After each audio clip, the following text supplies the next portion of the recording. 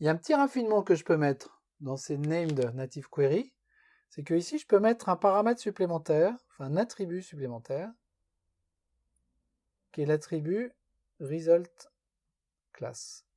Et dire que la valeur de cet attribut, c'est commune.class.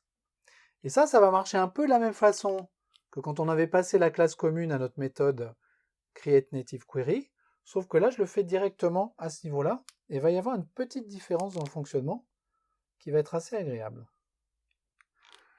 Ici, si je veux que ça fonctionne, il faut que je passe également le type du résultat, donc le commune.class, en paramètre de la méthode createNamedQuery. Et cette méthode createNamedQuery, c'est pas la même que la méthode createNativeQuery. Et quand cette méthode createNamedQuery prend comme ça une classe en deuxième paramètre, en fait, ce qu'elle retourne, c'est plus la même chose que createNativeQuery, qui continue à retourner une query normale.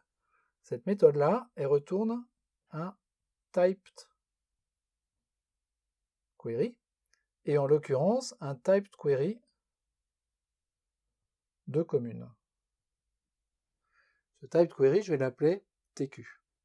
Et ce typedQuery, il porte l'information que le résultat de cette requête va être de type commune. Et donc là, il y a quelque chose d'assez agréable qui va se passer. C'est que si j'appelle tq.getSingleResult,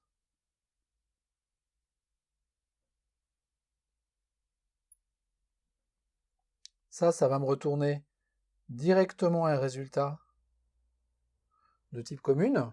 Je ne vais pas avoir besoin de faire le cast. Et si j'appelle tq.getResultList, ça va me retourner une liste de communes. Pareil, je ne vais pas avoir besoin de faire le cast pour que ça fonctionne.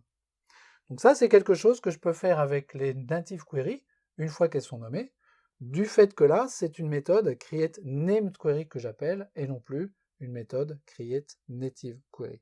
Les deux méthodes, en fait, ne fonctionnent pas exactement de la même façon. Donc ça, c'est une première façon de fixer le type du résultat que l'on veut retourner avec les méthodes SingleResult et ResultList.